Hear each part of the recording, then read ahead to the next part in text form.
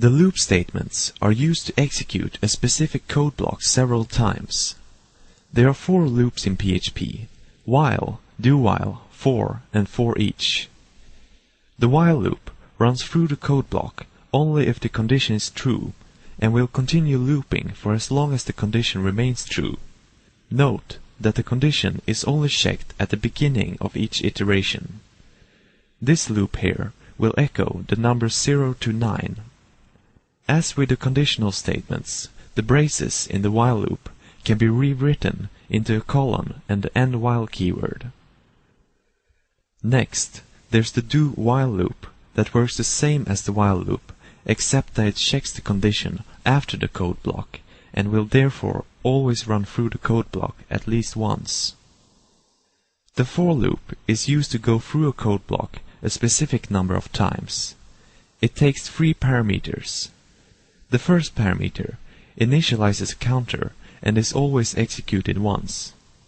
The second parameter holds the condition for the loop and is checked before the beginning of each iteration. The third parameter contains the increment to the counter and is executed at the end of the iteration after the code block.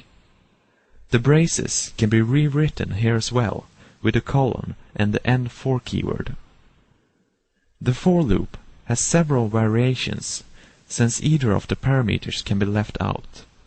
For example, if we leave out the first and the third parameter, it functions the same as the while loop.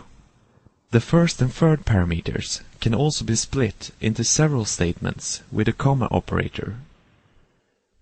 Finally, the for each statement gives an easy way to loop through arrays.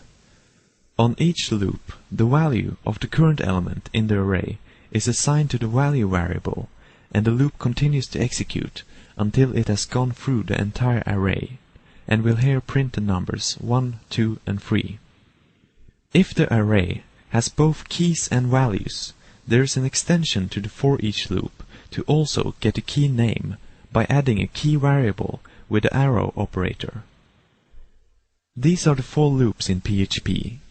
As with the if statement, the braces can be left out completely if there is only one statement in the code block. Another important keyword is the break keyword that ends execution of the current for, while, or switch statement. It can be given a numerical argument to break out of more than one nested statements, in this case to end both loops. There is also the continue keyword that can be used within any looping statement to skip the rest of the current loop and continue at the beginning of the next iteration. In this case, it would produce an endless loop, since the for loop has no counter or condition.